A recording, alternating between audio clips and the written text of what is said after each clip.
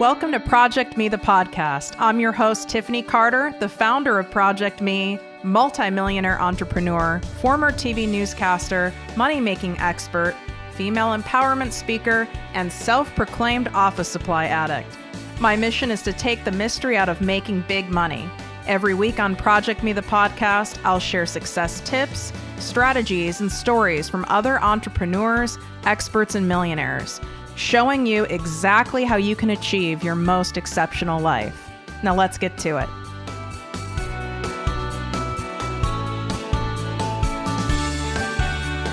Exciting announcement for all of my listeners. I've officially opened my exclusive group, the ProjectME Passive Income Posse, to the public. This group is by application only, so we can keep the group high vibe and spend our time, energy, and expertise only helping those of you who truly want massive success and impact. You get live weekly trainings from me, special guest coaches, and direct access to me and my business partner for all of your questions. To learn more and apply, go to projectmewithtiffany.com, click on Work With Me, and select ProjectME Posse. And of course, any questions, feel free to DM me at ProjectME with Tiffany.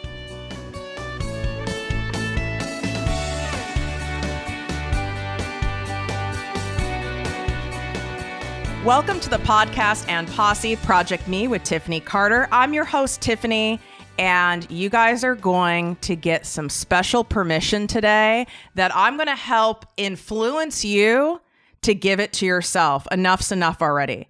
You guys have the right to change your mind, your direction, your vision, your dreams, your goals at any time for any reason. You don't owe anyone an explanation. We get one shot at this life, you guys. And if you don't feel lit up in your soul with what you're doing in order to make money and bring abundance into your life, then it is time to make adjustments. And then I know what you guys are thinking. Well, that's nice, Tiffany. I feel that way. But how do I go about doing that? I'm confused. I don't know the next steps. I feel kind of stuck or trapped because this is what's paying the bills and you don't understand. I have, 25 children and I have an asshole husband and blah, blah, blah, blah, blah. Don't worry. I brought on a guest who did the damn thing.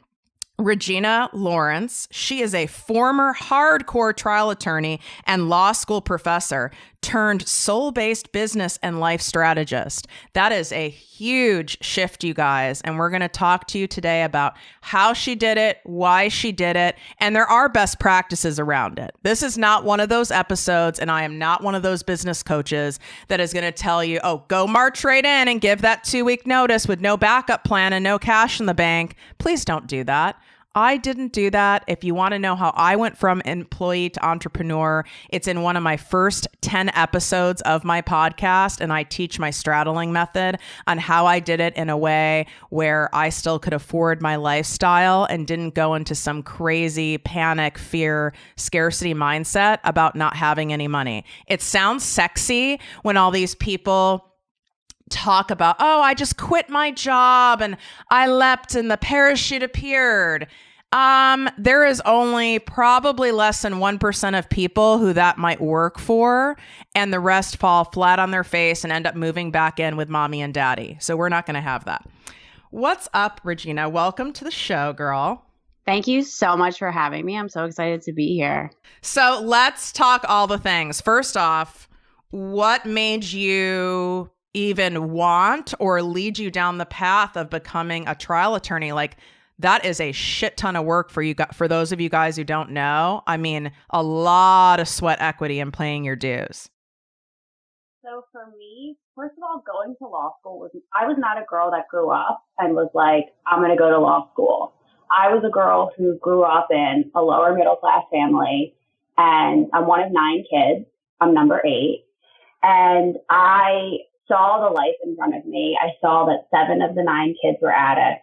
And I decided that I was going to change my life. I felt like an alien in my family. And I decided to put myself through college. None of my sisters are college educated. And then as I came out of college, I was like, what am I going to do with my life? Well, how can I make a different impact and live a different life than what my family lived? And I decided to go to law school kind of on a whim. Like, I knew my strengths. I knew where I wanted to go in life. and went to law school. In law school, I said, I went to law school originally wanting to be a journalist. All the journalists I saw that were political journalists had law degrees. So I was like, great, I'm going to go to law school. That's the trajectory for me.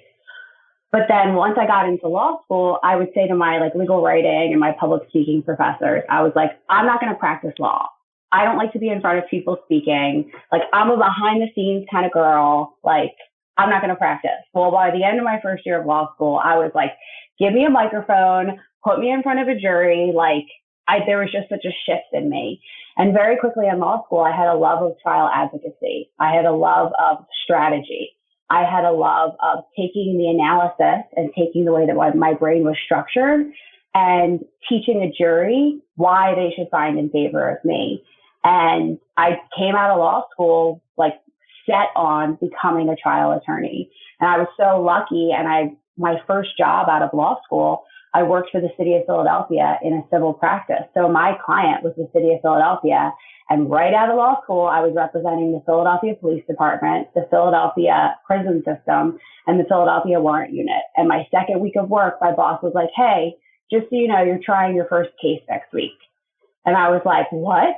And he was like, you're trying your first case next week. You're second chair, which means like me and one other attorney were putting on the whole show. He was like, you're doing the closing argument for the jury. You're cross-examining the main witness.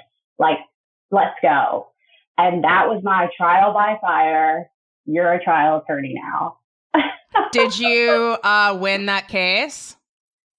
No. And we did. And when we went into it, my boss said, you're going to lose this case because the police officer at issue will not, the person who was the defendant will not appear in court. He's no longer an employee of the police department. You are going to lose, but you need to know what it feels like to lose and to present in front of a jury. Wow. So I love that guidance that you got. I feel it's such a gift. When the student is ready, I believe the right teachers appear. And what a great gift that person taught you, because you do need to know what it feels like to lose, to fail, to fall on your ass. At least you got a warning though. You're like, totally. By the way, you're gonna lose. It's like, that's okay. Yeah, he was such a great teacher for me because he always gave me so much work. And he knew, like, she's young and hungry, like, she's going to try cases. So when I was in that position, I tried 13 cases and I won every case except for that first case. And for a young trial attorney, first of all, young attorneys don't try cases. And so to be, in my 20s, fresh out of law school, trying case after case and winning and understanding the strategy and becoming really good at it was like the biggest life blessing, like even now into my entrepreneurship that I could have ever had. What you guys, I have a very up close and personal familiarity with trial attorneys. One, I have several close friends who are trial attorneys still to this day, but also without going into the details. I actually went after somebody, and it was in a 10-year case that went to the Illinois Supreme Court. So I know what it takes to have strategy. I also have seen what crap strategy does. Mm. And it's next level stuff, you guys, but it is so stressful. Like, I'm still really close friends with the lead trial attorney to this day. I mean, because you become friends with someone after that many years, and I'm sure he liked the fact he's made $1 million off me. But I digress. But he was, hardcore Chicago Jew. He would get so pissed off. He would like throw shit. But I'm trying to paint the picture for the people to understand, like, especially I'm thinking for a woman, did you have to really embrace a lot of your like masculine alpha female energy to be in that position? I was so in my masculine, like I didn't even know what feminine was, because not only was I a trial attorney, but I worked in a unit of all men. There were 2 other women and we were all the same type of woman. Like we could roll with the punches. Like all of the men, first of all the men I tried cases against, took depositions against, were all old white men, like old white Irish men and Italian men. And I'd come in and they'd be like, oh, you the court reporter? I'd be like, no, I'm a fucking attorney for the defendant, the city of Philadelphia. Like, so That's hot. It was so interesting. And I would have men who see me come in and like we'd be in deposition and they'd try to like go at me or like say things. And when my fight or flight would come up in those situations, I would fight, like fist to the table, like you're not going to push me around. So that like totally pushed me into my masculine. Do you feel that your upbringing with all the siblings and all the addiction, which for those of you listening who have addiction in your family or have had any like trauma or dysfunction in your childhoods, what happens is we become very hyper vigilant. We go into fight or flight. I truly feel people who have had rough childhoods can make the best entrepreneurs and leaders because it's like, are you fucking kidding me? Like, you're saying no to me? Like, I've dealt with worse people, right? Do you feel that what went down in your childhood is something that helped give you that like chutzpah, so to speak, you needed to be a successful trial attorney? Yes, I grew up in an environment that was filled with stress and anxiety constantly. So I had a childhood where I was in fight or flight, and I was always fighting. So I really learned how to adapt in a stressful situation. Like I can literally be sitting in a space and people are screaming and doing anything. And I'm kind of like, okay, like what you got? What are we doing? So it prepared that childhood, like in a way, like really prepared me for all of my journeys in business and in school and in law. I so relate to you on this. You know, a lot of people, when they hear my story, you know, reads like a crazy Lifetime movie. And it's like, how did you get to a part where you're actually like, I really believe it was all laid out, a divine plan. It happened for a reason. I am not minimizing the absolute crimes and unacceptable behaviors that occurred and what happened to me. But I truly believe that was all part of a divine path for me to be able to do all the healing work, to be able to help heal millions to this day. Do you have a similar take on the struggles of your childhood?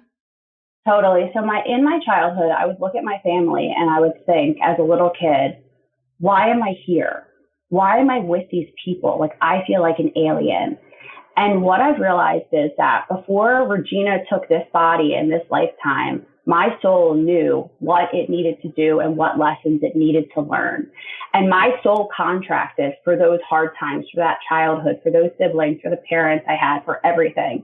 And I truly believe I chose it because if I didn't have that childhood, then I wouldn't have developed the personality that I have, the drive that I have. I wouldn't have gone to law school and developed the brain and the way of thinking that I have. And I wouldn't understand and be able to serve the way I do. I understand human behavior. I understand addiction. I understand codependence. That's the society we live in. We live in a society where most people are addicted and codependent on something or to something, right? Yes. So like whether it's a substance or whether it's a set of feelings and circumstances, we are addicted and we are codependent. So that childhood was such a gift and such a blessing because I can sit and talk to somebody, whether it be about their life or their business, and I can connect with them on such an intimate human level. And I chose that childhood so I could have this brain so I could do and be who I am right now. So you obviously liked being a trial attorney. It was fun. I'm sure there were a lot of highs. There's a lot of negative excitement as I can't say I invented that term, but negative excitement meaning, you know, adrenaline, that rush. It can be very addictive. So why would you have wanted to stop doing something, A, you were so good at, and B, it sounds like you actually liked it. It doesn't sound like you hated it. No, I loved it. And this is what happened to me. It was about 5 years into practice. And I had always been stressed and anxious my whole life. But I kind of wore it as a badge of honor. Like, I'm stressed. Like, I get shit done. Like, that was my mindset. And that served me. It served me through law school. It served me into practice. But then I got to a point where it was it was too much. It was actually starting to break down my body. And I had this moment where I was working on a big case. I was in my office, and all of a sudden, like, the anxiety and the panic, and always over caffeinated, like, it all started happening. I started sweating and shaking, and I was like, what's happening? So I got up, I shut my office door, and I had the worst panic attack I've ever had. And I've had lots of panic attacks in my life before, but this caused me to, like, I laid down on my office floor. I had on a pencil skirt and a pair of Louboutins, like, in this job, living this life that I thought I wanted to. And I just laid there and cried. And I thought, am I going to live the rest of my life like this? Like, do I want to feel like this for the rest of my life? Like, there has to be a better way. And it was in that moment, I was like, I don't know what I'm going to do, but, like, shit's going to change. And I'm, like, changing my whole life. And it sounds like you were at a point, literally on the floor, where you were willing to take guidance from something bigger than yourself. Mm-hmm. Yes, absolutely. I knew in that moment, like, and when I think back, like, I know it was my guidance. I know it was my angels. I know it was my guides, that they were like, girl, like, you got to do something different. And what I realized too now is that just because we're good at something, just because we can do something and we can do it really well, that doesn't mean that that's what our soul is supposed to be doing for the rest of our lifetime. Like, there's lots of things that we're good at, like, but I was good at that. I had the brain for that, the training for that, but that wasn't the most fulfilling thing for my soul for the rest of this lifetime. That is such a great point. It's like, listen, you guys, I was amazing at my pharmaceutical career. I'm excellent at doing proposals and spreadsheets, but it does not light my soul. Like I said in the beginning of the show, it doesn't light my soul. It causes a lot of these symptoms like Regina's talking about, like just fight or flight, sweating, anxiousness, trouble sleeping. And that's a really damn clear sign that you're out of alignment and what you are here to do.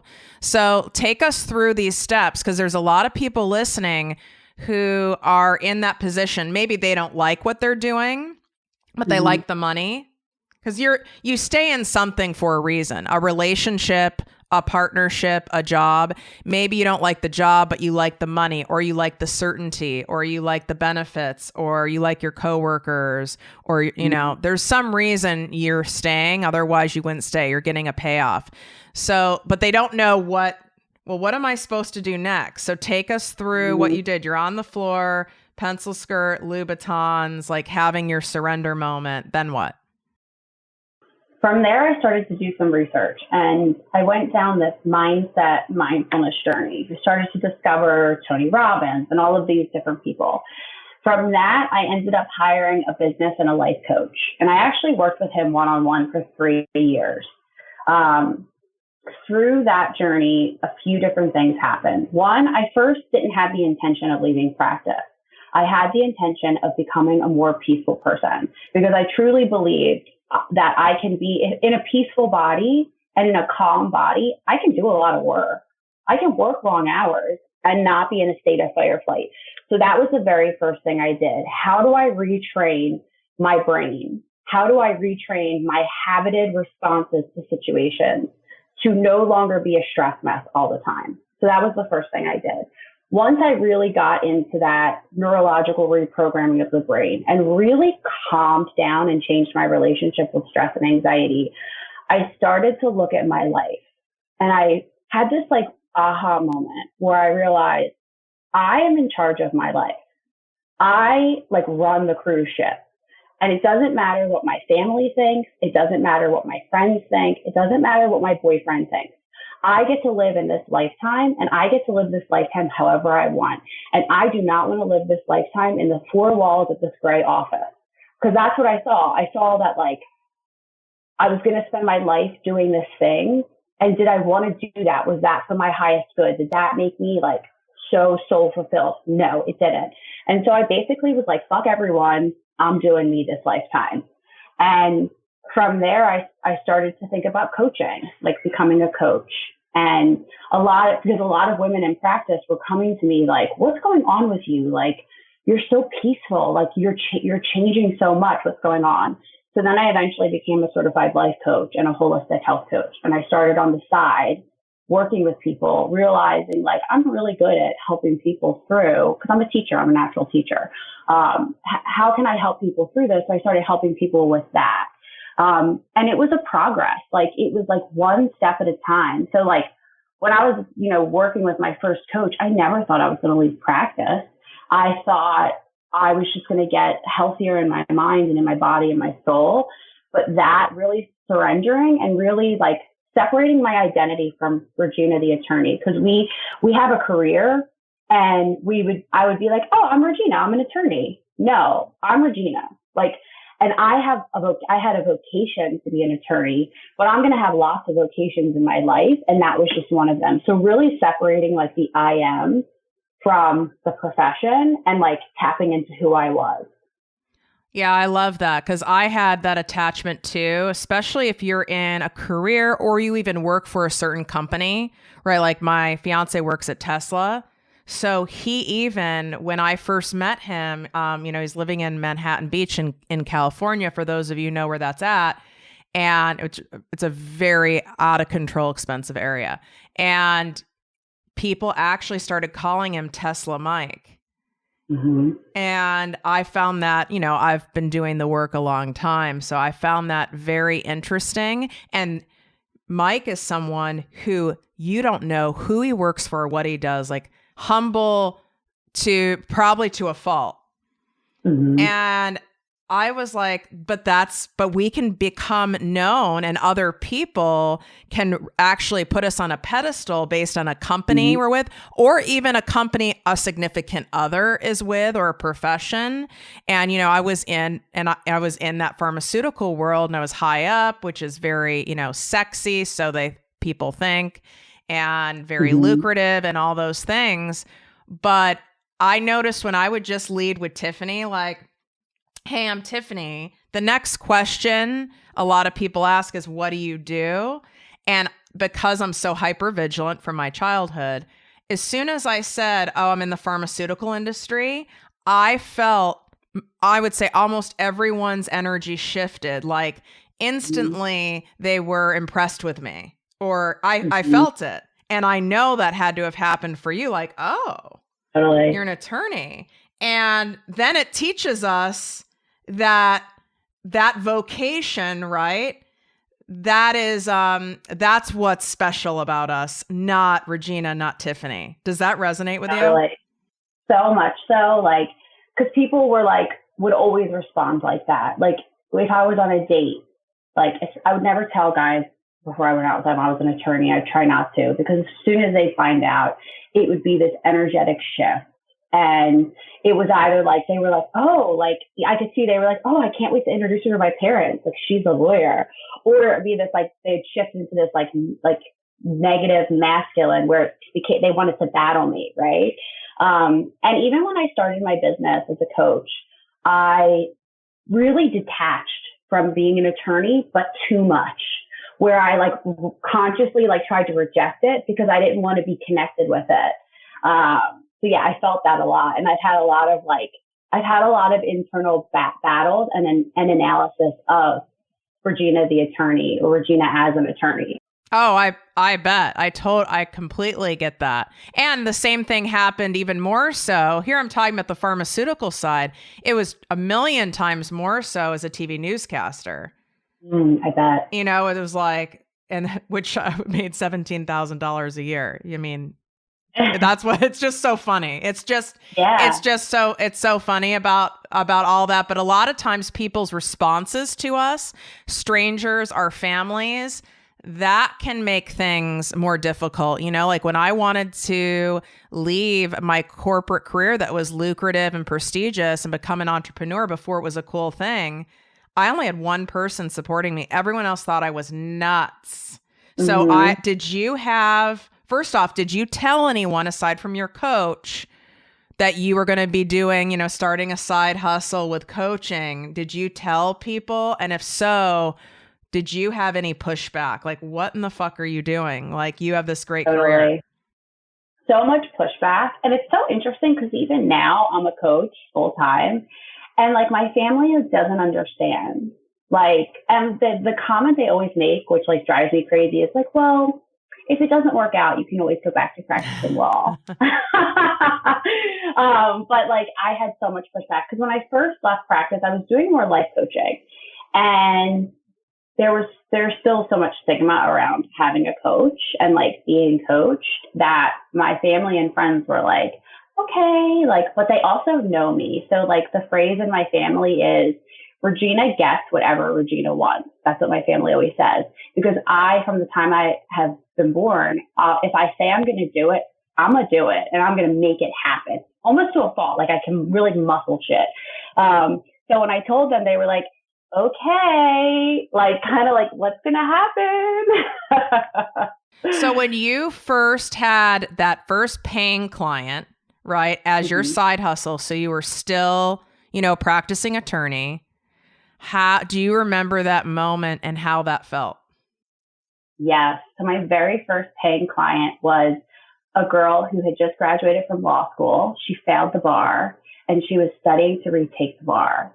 And she was my very first paying client because she was so stressed and so anxious that it wasn't the smarts, it was the mental game that was preventing her from passing the bar. So when she hired me, I was so proud and excited. And I was like, this girl's going to pass the bar. And she did. But that was such a pivotal moment for me because it made me in that moment realize like, you can do this. Like you can absolutely start a business and make money out of kind of nowhere. And that really sparked me. When did you realize, okay, I have something here. I can put in a notice with my, my full-time job and really go after this 100%? So it was last year. It was about 2 years after laying on the office floor that this happened. And there was also, my firm knew because of social media that I was doing something and they did not like it. And they confronted me about it a few times. And I was feeling the ping to leave practice.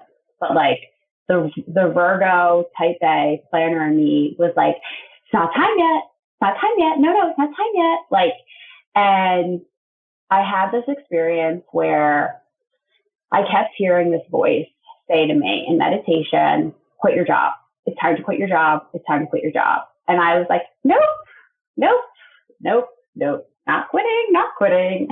And it was on a Monday. I was driving in the car and I'm hearing this voice, time to quit your job. So I called my mom. My mom's super religious and very prayerful. And I was like, Mom, I need you to pray for me. I am feeling this huge ping to quit my job. I don't feel like it's the right time, but I'm getting really pulled to this. She's like, okay, I'll start praying for you. So then every day that week, really setting the intention to be like, is this the time? New doors opened up in my business and new podcasts, new interviews, people were reaching out. And then I kept hearing that voice and I was like, nope. So then Friday I go to work and my boss and my boss's boss call me in for a meeting.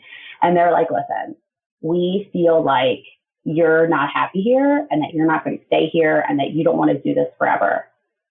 And I looked at them and I kept thinking about that ping and the voices that I was hearing. And I was like, you know what? You're right. I don't think I'm supposed to be here anymore. And I appreciate everything you guys have done for me, but I don't think I should be doing this anymore. And so it was 2 years though. Like I had been building a side hustle for 2 years. And with my personality, I feel like I never would have felt ready enough to just do it, but I'm a hustler. Like I really do. When I put my intention into something, like I knew that it would all be fine no matter what. Like I would figure it out. And here's the thing why, it was so important for me to have Regina on because as you can tell, first off, she's also a Virgo. But you can tell that she's transparent in what it took. There's a lot of ways she could have phrased things to make things sound a lot sexier and smoother.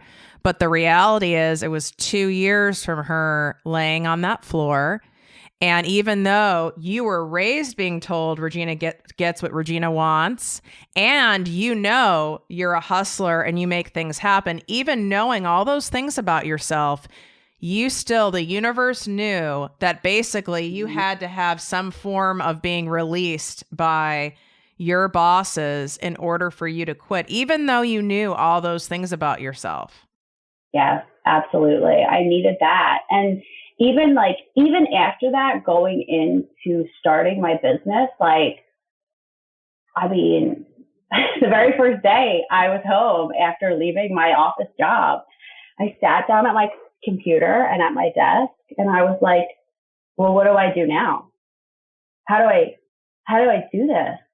And I had I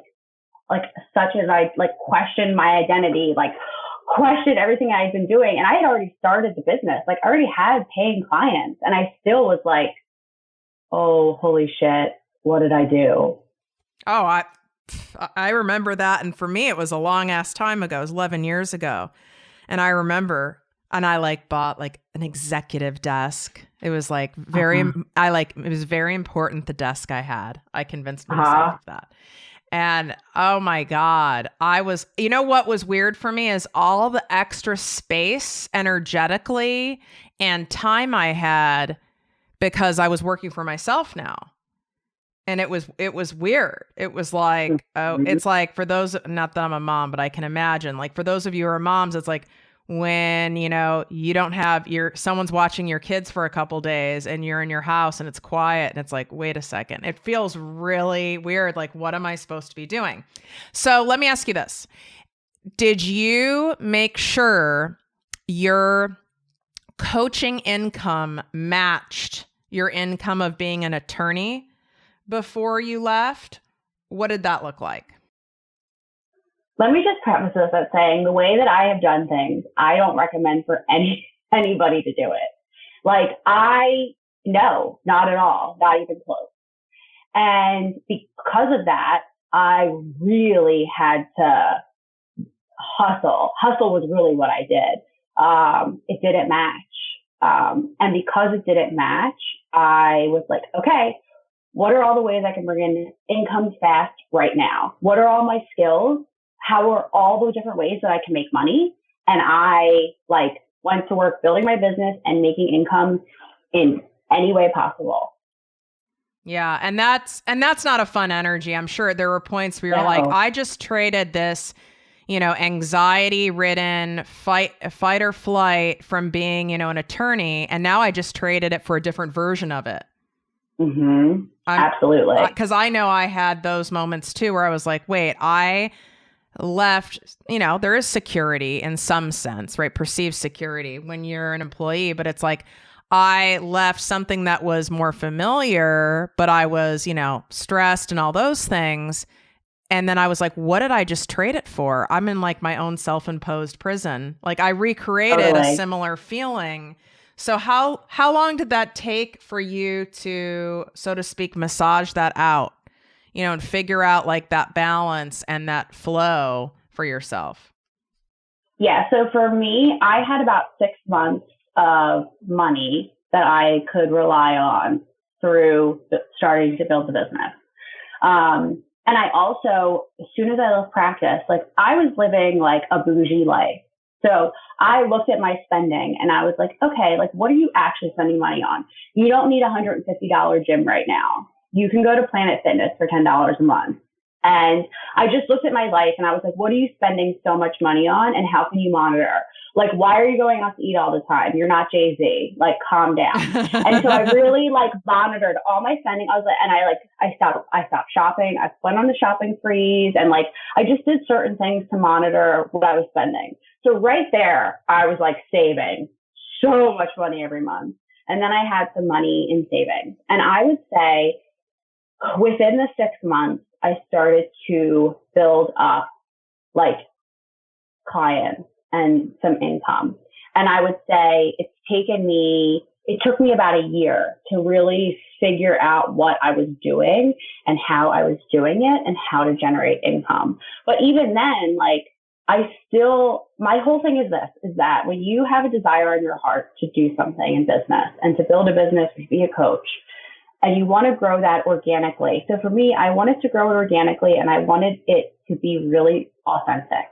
So I was like, I don't want to put pressure and I don't want to live in scarcity in this business that is my dream.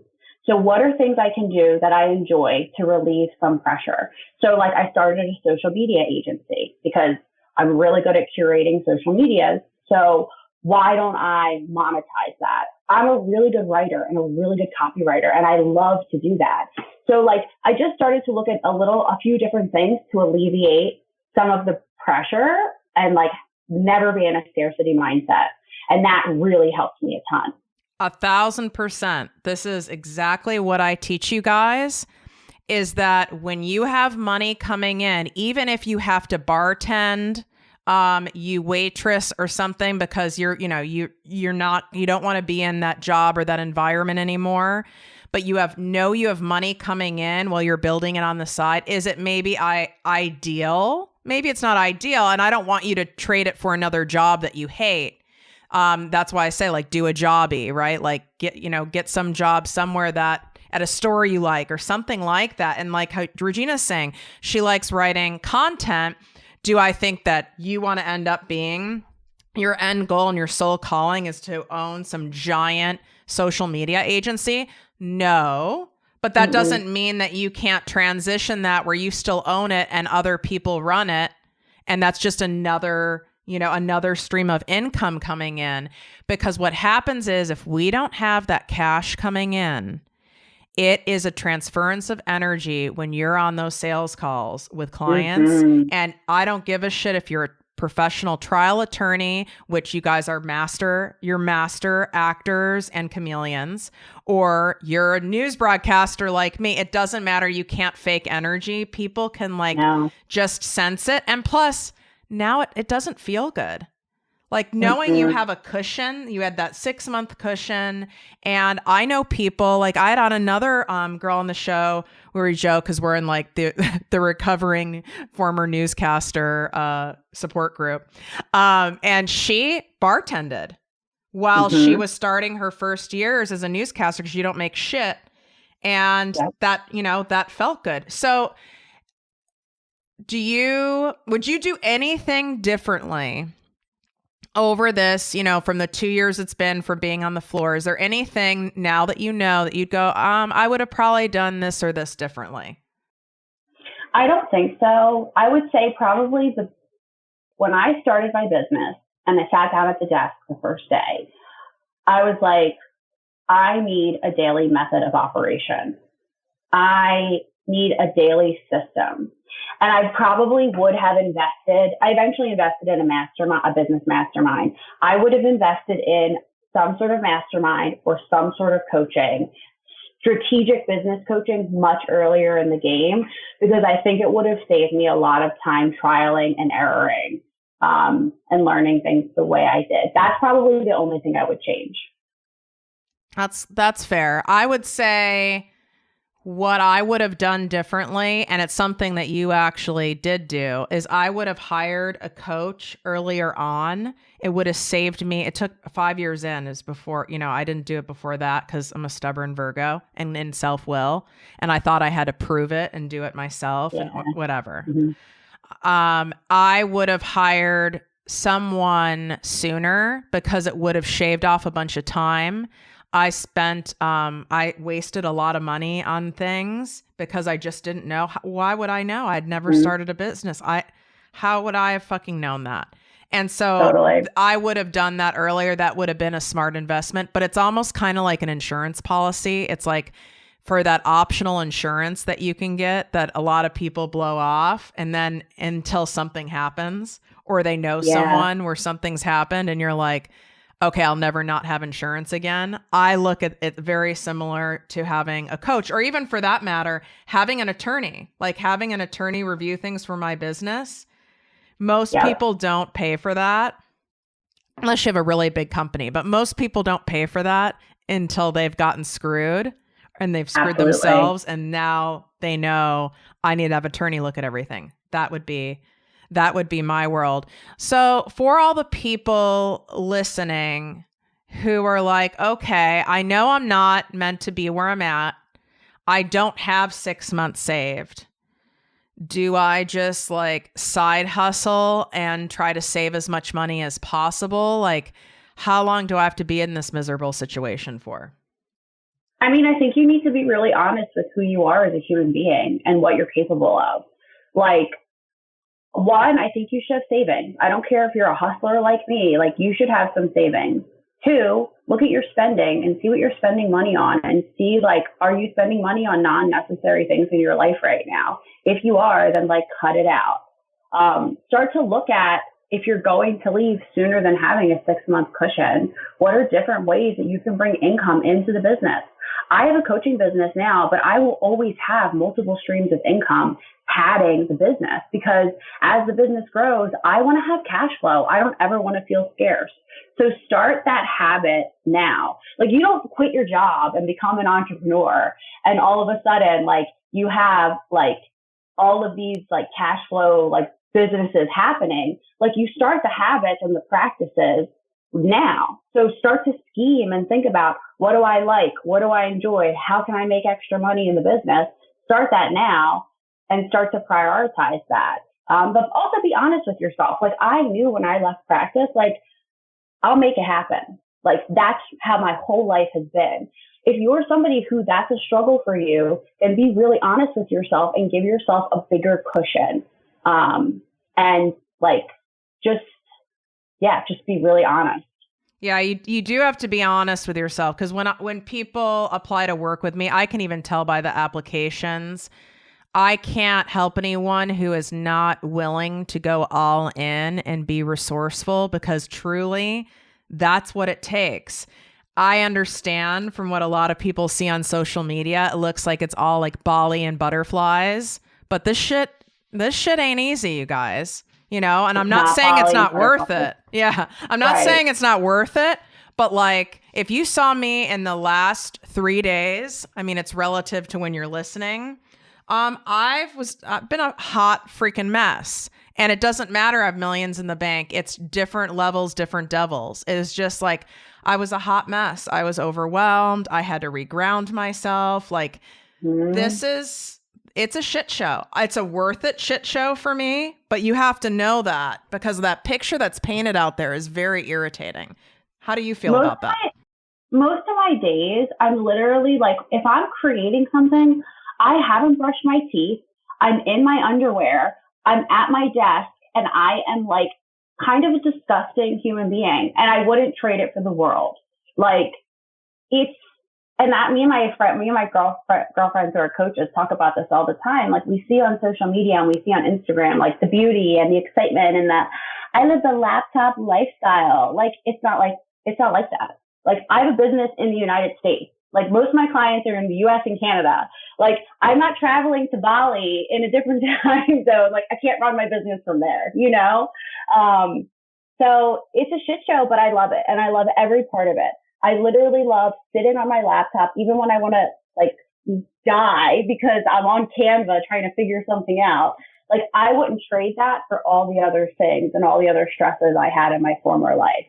And that's when you know, you guys, that's when you have that soul confirmation, so to speak, that you're in the right path. You know, you're not, and to get that, I've seen a lot of advice out there like, you know, when you do something you love, it's like not working, or, you know, you need to do something where you are excited to jump out of bed every morning. Bull fucking shit. I don't know who is dishing that out, what drugs they're on. I would like some of them. That's just it's not true. It's just not true. First off, I don't jump out of bed, period. Like that's never going to happen in my life. Ever. Like I didn't even as a kid on Christmas morning. So that's just not happening. But that's not real. It's work. And as long as you know what the reality is going into it, then you can be honest with yourself and you're not so shocked by it. That's what I wish someone told me. You know, I wish someone told me like, hey, this is going to be crazy and rough and it's going to bring up all sorts of emotions and fears and insecurities and all these things. So just know, I'm not saying not to do it, but just know that's coming. Totally. And I tell the people this all the time. Like for me, and I think for most online entrepreneurs and business owners, the biggest thing for us to build our businesses, especially when we start, is creating content and making connections. And part of that, like I'm from Philadelphia, but I moved to Phoenix in May to a whole new community. So I am literally like, I'm online. I'm always online. I'm always on Instagram. I'm always doing the things, but I am in my community, consciously going to events, meeting people, doing things at least 5 days a week. Wow. I am boots on the ground, going to meetups. I have a non-negotiable. So Monday through Friday, we'll eat at least only once a day. I'll either do a podcast, have a phone call with somebody new from the community, or have a coffee with somebody in the community. And I do that 5 days a week because I'm new in the community and I want everyone to know who I am. So I'm doing it. And I tell people, the people are like, that's exhausting. I'm like, well, I have a business and it's a new business and human connection is so important for my business. So I am doing this. And like, that's the kind, like I teach my clients, like that's the kind of grit you need to have. You need to get out there and you need to really work. And what if some people who are listening are like, oh my God, that sounds absolutely horrible to me. What do you say to that? Then you need to figure out another way to connect with people constantly. Like, I don't know if maybe it's creating video content, maybe it's storying, maybe it's twice a week going out into the community, but we have to connect with people. And I'm such a believer that the online space, like Instagram and Facebook, are so inundated. And like, I'm a coach, I'm a business coach. So there's a lot of business coaches on Instagram. I want people to know me and to connect with me and to have a human connection with me. So starting with my local community is the best place. So even if you go once a week, like I have clients when they start, I say once a week, commit to a local community event and like really pick something that is in alignment where you're going to meet people who you're going to connect with on multiple levels. Like start with once a week and go from there, but you have to connect with people. Like it's a non-negotiable. I love that. And if you guys are loving what you're hearing on this episode, a true real life step-by-step on how to know if you should quit your job, if you then know you should, how to do it in a way that's smart, where it's not going to flip you up on your ass, take a screenshot right now, share it on social media, tag me at ProjectME with Tiffany and Regina Lawrence at Regina, Regina. I think there's another A in there, right? Regina A. Lawrence. Yeah. So it's at Regina A. Lawrence. If you're driving, multitasking, or you're just lazy like me and you don't remember to tag her, don't worry. Just tag me at ProjectME with Tiffany. I will share in my stories and I will make sure to tag Regina. But let us know if you like hearing a true step-by-step how-to. This will help me also know for future episodes that you like this style where the guesswork is taken out. We're not just talking kind of in vague terms. We're telling you how to do the damn thing. So make sure you do that. And anyone you know is stuck in a job or stuck in even a relationship, stuck in something, send them this episode.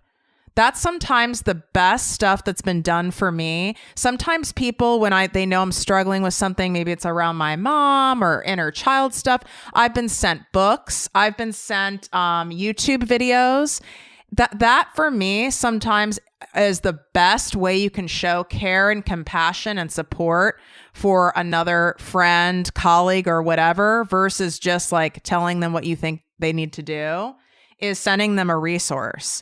So that's also a way actually to make really good connections, to Regina's point. So take the damn screenshot. I think you get my point. Yeah. How can people get more of Regina if they're like, okay, I need help with setting a plan, like a life plan, girl. Like I'm not happy where I'm at now. I want a plan and action.